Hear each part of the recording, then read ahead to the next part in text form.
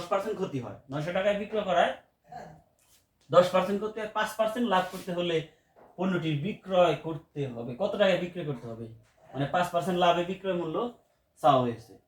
তো আমরা শতকরা অঙ্ক করার সময় একটা জিনিস খেয়াল রাখবো সব সময়।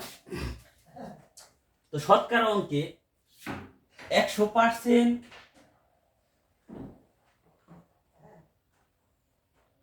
100% মানে হচ্ছে আমরা মনে করব ক্রয় মূল্য। শতকরা অঙ্কের এই বিষয়টা আমাদের মাথায় রাখতে হবে। শর্টকাটের বস্তা মুখস্থ রেখে দরকার নেই, মূল জিনিসগুলো আমার মাথায় রাখতে হবে যে শতকরা অঙ্কে ক্রয় মূল্য বলতে আমরা ধরবো সাধারণত 100% মানেই ক্রয় মূল্য। এখন যদি ক্ষতি চাওয়া হয় তাহলে 100% থেকে কম, লাভ চাইলে 100%-এর থেকে বেশি, মানে অত পার্সেন্ট বেশি, তার মানে 10% ক্ষতি। 10% ক্ষতি মানে কি আপনারা বলেন তো? মানে ক্রয় মূল্যের চেয়ে 10% কম, ক্রয় মূল্যের চেয়ে 10% কম। তাহলে 100% যদি হয় ক্রয় মূল্য আর 10% ক্ষতিতে, তাহলে বিক্রয় মূল্য কয় পার্সেন্ট?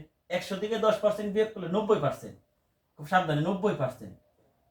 আমার 10% ক্ষতি মানে কি 90%। এখন আমার প্রশ্নে দেওয়া আছে এই 90%-এর মান হচ্ছে 900 টাকা, 90%-এর মান হচ্ছে 900 টাকা, 90%-এর মান 900 টাকা আমার প্রশ্নে দেওয়া আছে। আমার চাওয়া হয়েছে 5% লাভে পণ্যটি বিক্রয় কত।